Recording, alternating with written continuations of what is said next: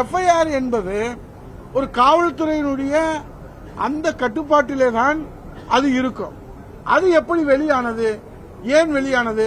இப்போது அரசு கோப்புகள் எல்லாம் இது போன்று வெளியிட்டு விட்டு இது டெக்னிக்கல் எரர் என்று சொல்லி இந்த அரசு தப்பித்துக் கொள்ளலாமா? ஆக இது எல்லாம் இந்த சம்பவங்கள் எல்லாம் தொடர் சம்பவங்கள் எல்லாம் பார்க்கிற போது ஒரு பெருத்த சந்தேகம். தொடர்ந்து 82 மாவட்டங்களிலே மாண்புமிகு எதிர்க்கட்சி தலைவர் நம்முடைய முன்னாள் முதலமைச்சர் எடப்பாடி அவருடைய தலைமையில் அனைத்து இந்திய அண்ணா திராவிட முன்னேற்ற கழகத்தினுடைய சார்பில் போராட்டம் நடத்தப்பட்டது.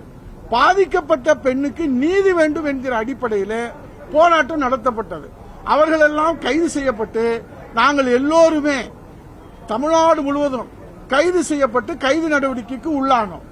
ஆனால் நேற்று நடந்த ஆர்ப்பாட்டத்திற்கு நேற்று முன்தினம் அறிவிப்பு கொடுத்து நீங்கள் எப்படி ஆர்ப்பாட்டம் நடத்துகிறீர்கள் என்று சொன்னால் அவர்கள் மீது வழக்கு தொடுக்கப்பட்டிருக்கிறது என்று முதலமைச்சர் அவர்கள் பொறுப்பில்லாமல் பதில் சொல்வது சட்டத்தின் முன் அனைவரும் சமம் என்பது கேள்விக்குறியாயிருக்கிறது.